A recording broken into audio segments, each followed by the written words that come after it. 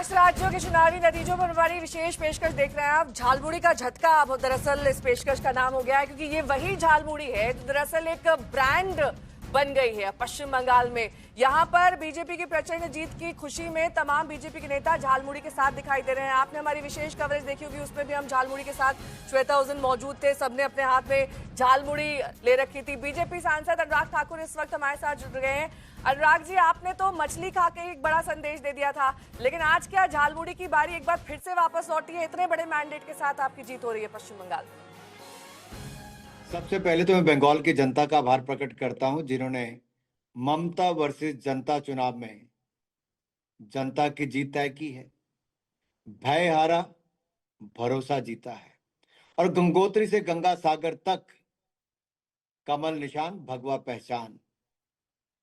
एक बात तो बड़ी स्पष्ट है, ममता जी के माफिया राज से बंगाल मुक्त हुआ है। अब वहां पर डबल इंजन सरकार का डबल विकास होगा। सोनार बंगला बनाने का सुनहरा भविष्य का सूर्योदय हुआ है। पर अनुराग जी, जो ममता बनर्जी की तरफ से आरोप लगाया जा रहा है वो बिल्कुल भी अभी बैकफुट पर नहीं है। वो सीधा ये कह रही हैं कि ये लूट रहे हैं काउंटिंग सेंटर्स को। ऐसा क्या कभी हो सकता है? चुनाव के पहले दिन से ममता बनर्जी जी कभी एसआईआर पर प्रश्न चिन्ह, कभी ईवीएम पर, कभी इलेक्शन कमीशन पर। ये बौखलाहट, छटपटाहट और घबराहट, ये डर था जो बंगाल की जनता के सामने ममता जी नहीं जा पा रही थी।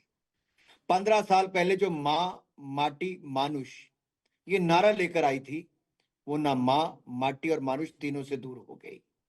वो केवल एक एम तक सीमित होकर रह गई। टीएमसी तो तुष्टीकरण, मर्डर और क्राइम के लिए जानी जाने लगी। और जब इन बातों का कोई जवाब नहीं था कि बंगाल में घुसपैठ कैसे बंद हो, बेरोजगारी कैसे खत्म हो, बंगाल का कर्जा कैसे समाप्त हो, बंगाल की महिलाएं कैसे सुरक्षित हो, इन बातों का जवाब ममता बनर्जी जी के पास नहीं था, तो कभी कहती थी झालमुड़ी, कभी कहती थी मार्च बात खत्म कर देंगे। आपकी तो तस्वीरें भी बात हम यह दिखा रहे हैं, साइड बाय साइड आपकी तस्वीर चल रही है वो मांझ खाने की, अनुराग जी। और मैं लौटूंगी आपके पास, लेकिन इस बीच प्रधानमंत्री ने जो झालमुड़ी को लेकर कहा था वो एक बार अपने दर्शकों को सुना देते हैं। भाई हमें अपना झालमुड़ी खिलाओ। हाँ, अच्छे वाला कितने का होता है? 10-20। हाँ, जो भी है बना दो। हाँ, झालमुड़ी खाएगा?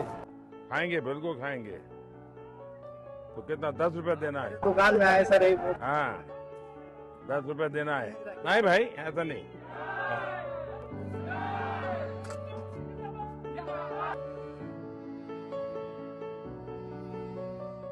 बढ़िया बनाओ।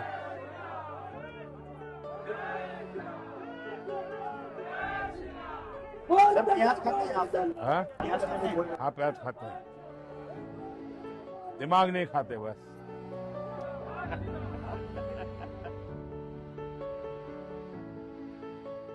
हम तो ये आपका पुरानी चीजें खाने आए यार। हाँ, अरे यही खाएंगे। हाँ, हाँ, ज्यादा है, कोई बात नहीं, ज्यादा है तो ज्यादा खाएंगे।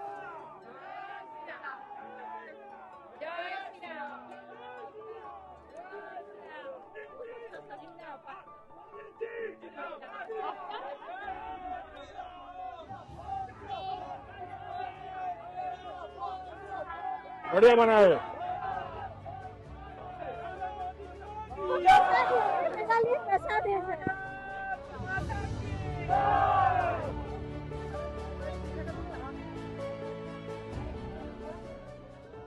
चलो।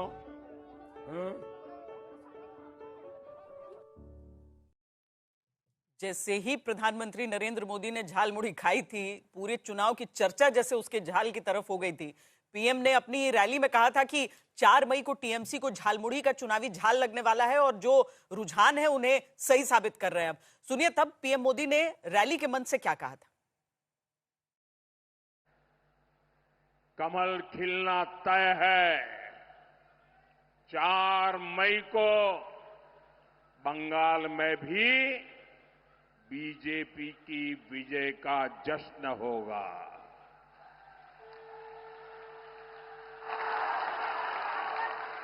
मिठाई भी बटेगी और जालमुरी भी बांटी जाएगी। वैसे मैंने सुना है कि जालमुरी ने भी कुछ लोगों को जन्नाटेदार झटका दिया है। जालमुरी मैंने खाई, लेकिन झाल टीएमसी को लगी है।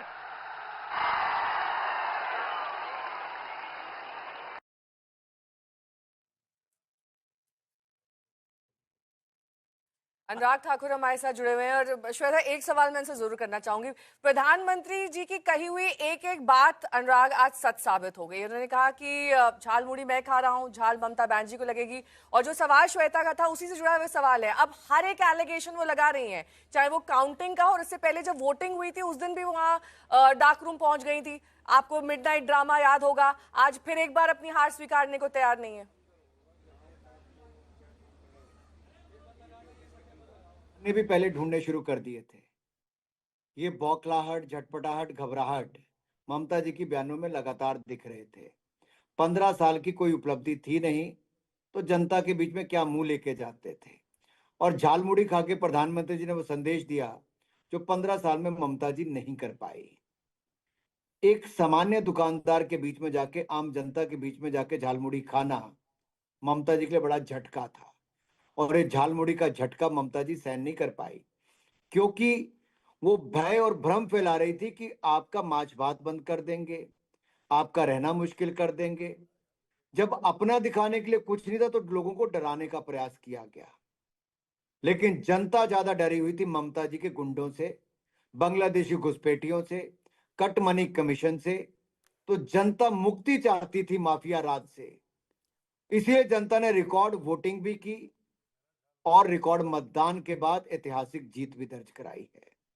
प्रधानमंत्री मोदी जी की लोकप्रियता और बंगाल के लोगों में उनके प्रति प्यार और विश्वास ही दिखता था। अमित शाह जी की स्ट्रैटेजी, रणनीति इतनी शानदार थी कि इस बार किसी भी कोने से ममता बनर्जी नहीं बच पाई।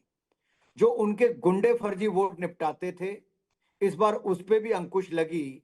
लेकिन बड़ी बात है कि बंगाल की जनता ने इसको अपनी लड़ाई समझा कि बंगाल को इस माफिया राज से, भ्रष्टाचार से, गुंडा राज से अगर मुक्ति दिलानी होगी तो लड़ाई तो बंगाल की जनता को लड़नी होगी। और बंगाल की जनता ने मान लिया कि अब तो वोट करने निकलेंगे और ममता के माफिया राज के खिलाफ वोट करेंगे।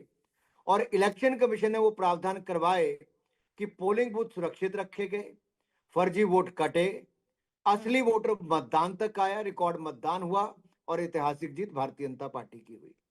अच्छा अनुराग जी, डोसा मैंने तमिलनाडु चुनाव के नाम पर खत्म कर लिया। झालमुड़ी की बात इतनी हुई कि हम स्टूडियो में झालमुड़ी बांट रहे हैं, आपको नहीं दे सकते हैं, आई एम सो सॉरी।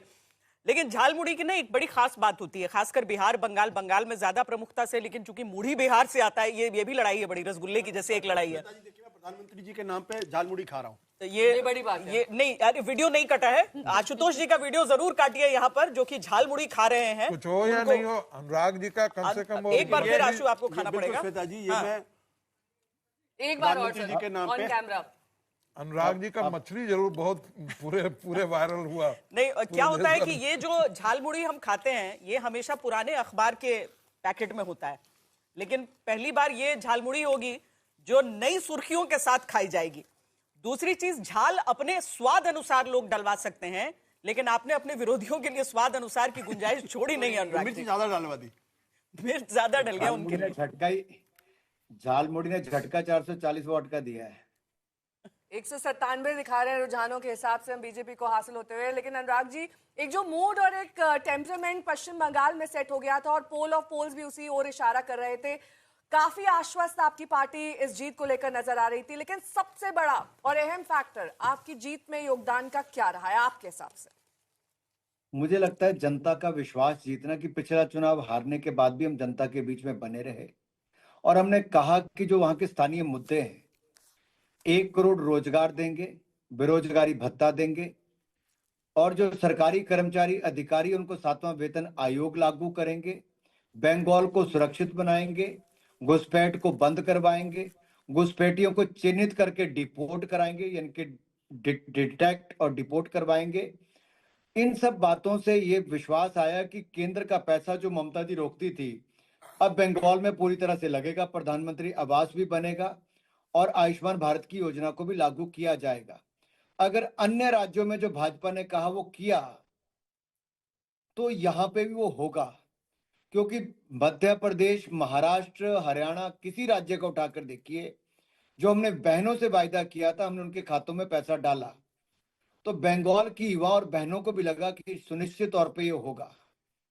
और जो एक सबसे बड़ा फैक्टर है डर, चाहे वो वहां की महिला के मन में हो या व्यापारी के मन में, वो डर था कहीं ना कहीं क्राइम का, गुंडा का, घुसपैठिए का, वो दूर करना जरूरी था। और जब हमने सड़कों पे उतर कर कहा कि हम करेंगे, तो आपने देखा होगा घरों के अंदर बैठे लोग भी खिड़कियों से हाथ हिलाते थे, अभिनंदन करते थे। दुकानदार अपना गल्ला छोड़ के बाहर आकर आशीर्वाद देता था। सड़कों पर अपनी बसों का या ई रिक्शा का इंतजार करने वाले युवा हो, महिला हो, वो भी हाथ लाकर अभिनंदन करते थे। ये संकेत था कि जनता मन बना चुकी है। तभी हमने नारा दिया था 4 मई ममता गई। श्वेता, शायद इनका जो वायरल वीडियो था एक बड़ा संदेश था पूरे देश को कि कहीं भी आप निर्भीक होकर कम से कम नॉनवेज खा सकते हैं, और मार्च के साथ तो पश्चिम बंगाल को जोड़कर देखा ही जाता है। नहीं अनुराग जी, आपसे आशुतोष जी और शशि शेखर जी भी सवाल पूछना चाहते हैं, लेकिन साथ में अपने दर्शकों को हम बताते चलें कि इस बार का चुनाव सिर्फ कुर्सी नहीं, उसकी मजबूती और जनता के साथ किसका जोड़ सबसे मजबूत है, यह देखने का चुनाव रहा। आशुतोष। अनुराग जी, मेरा सवाल ये कि इस पूरे चुनाव के अंदर भारतीय जनता पार्टी लगातार सिंडिकेट पर हमले करती रही और कहती रही कि जो वामपंथ ने जो सिंडिकेट बनाया था, दरअसल उसी को ममता बनर्जी ने आगे किया। क्या आप ये वायदा करेंगे कि आपके शासन में आने के बाद से सिंडिकेट पूरी तरीके से तहस नहस हो जाएगा और कहीं किसी भी बंगाली नागरिक को कोई भी आदमी, कोई भी किसी पार्टी जुड़ा हुआ आदमी परेशान नहीं करेगा? क्या आप यहीं से ये सीमेंट खरीदिए, यहीं से आप वो खरीदिए, ऐसी चीजें? जहां टीएमसी का झंडा वहां 10 गुंडा, ये बंगाल में था। अब चलेगा कानून का डंडा, नहीं रहेगा बंगाल में गुंडा। ये पोएम आपने अभी भी बनाई है, तैयार करके आए थे? ये अभी बनाई है। आप आशुतोष जी पूछ रहे थे, मैं बना दी। मतलब सिंडिकेट खत्म हो जाएगा पूरी तरीके से बंगाल से? अगर हम नक्सलवाड़ी से लेके 126 जिलों तक फैला नक्सलवाद खत्म कर सकते, तो बंगाल में गुंडाराज क्यों नहीं खत्म कर सकते, सिंडिकेट क्यों नहीं खत्म कर सकते? हमने जो कहा वो करके दिखाया। हमने कहा था 31 मार्च 2026 से पहले नक्सलवाद खत्म करेंगे, और गृह मंत्री जी ने प्रधानमंत्री जी के नेतृत्व में करके दिखाया है। इसलिए मैं बंगाल की जनता को विश्वास दिलाता हूं, देश के इतने लोकप्रिय चैनल आज तक पर, कि हमारा प्रण है कि बंगाल को सुरक्षित बनाएंगे, सोनार बांग्ला बनाएंगे, सिंडिकेट मुक्त बनाएंगे। अनुराग जी, हमारे सारे पैनलिस्ट अपने अपने सवालों के तीर लेकर तैयार हैं। रागी जी भी सवाल करना चाहते हैं। अनुराग जी नमस्कार। अनुराग जी, सामान्यतः ये देखा गया है कि जहां पर महिलाओं को इंसेंटिव्स मिल रहा है, जैसे बिहार के अंदर मिल रहा था, हमने देखा कि ये प्रयोग जो है वो महाराष्ट्र के अंदर भारतीय जनता पार्टी ने की, तो एक लग रहा था कि चूंकि बहुत सारी महिलाओं से संबंधित योजना बंगाल में ममता बनर्जी भी लागू कर रही थी, इसके बावजूद देखा जा रहा है कि महिलाओं का वोटिंग प्रतिशत भारतीय जनता पार्टी के पक्ष में अच्छा होगा। ऐसा क्या कारण था? 2 कारण मुझे लगता है। सबसे अहम मुद्दा है सुरक्षा। जिस राज्य की मां बेटी अपने आप को सुरक्षित ना महसूस करती हो, तो उसके लिए उससे महत्वपूर्ण विषय क्या हो सकता है? और दूसरा, जिसके बच्चे स्कूल जाएं तो मिड डे मील भ्रष्टाचार में खा लिया जाए, अनाज उसके हिस्से का भ्रष्टाचार में खा लिया जाए, उसका इलाज का पैसा आयुष्मान भारत का उस तक ना पहुंचाया जाए, प्रधानमंत्री आवास योजना का घर उसको ना मिले। तो क्या दिया ममता जी ने? ममता जी ने तो जो आ रहा था वो भी नहीं पहुंचने दिया, क्योंकि वो बाइपो के लोग कट मनी और कमीशन में ही खत्म कर जाते थे। इसलिए महिलाओं को कहीं ना कहीं लगा कि बेटी की इज्जत आज बचानी है और सुनहरा भविष्य बनाना है। अपने बच्चे को रोजगार दिलाना है तो बंगाल को टीएमसी मुक्त बनाना है। और ये भद्रलोक का भद्रलोक का जो वोट शिफ्ट किया है, उसके पीछे क्या कारण हो सकता है? जिस समाज में, देखिए, जब हम बंकिम चंद्र चट्टोपाध्याय जी की बात करते हैं, विवेकानंद जी की बात करते हैं, रविंद्रनाथ टैगोर जी की बात करते हैं, डॉक्टर श्यामा प्रसाद मुखर्जी की, नेताजी सुभाष चंद्र बोस की बात करते हैं, तो बंगाल से आते हैं।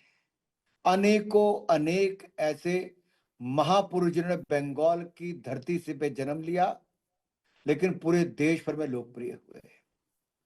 मैं आपसे पूछता हूं, आज बंगाल को किस नाम से जाना जाता है? जहां एक तरह से कहा जाए पहला इंडस्ट्रियल इंजन कहीं पे मिला तो बंगाल में मिला। आज वहां पे 6,688 उद्योग ने पलायन कर लिया। 110 जो लिस्टेड कंपनीज थी वो खत्म हो गई, पलायन कर। कैसे हुआ? ये एक भय के माहौल के कारण, और कहीं ना कहीं जो हमारे जागरूक जनता है, पढ़े लिखे लोग हैं, वो सब समझते हैं, लेकिन अंदर एक भय था।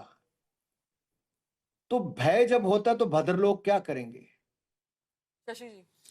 अनुराग जी, मेरा सवाल ये है कि ये सारी बातें ठीक है, लेकिन हर चुनाव जब भी कोई जीतता है या हारता है तो जीती हुई पार्टी आमतौर पर इससे मिले जुले शब्दों का प्रयोग करती है, और हारे हुए भी जो होते हैं वो भी एक ही तरह के बातें करते हैं लगभग।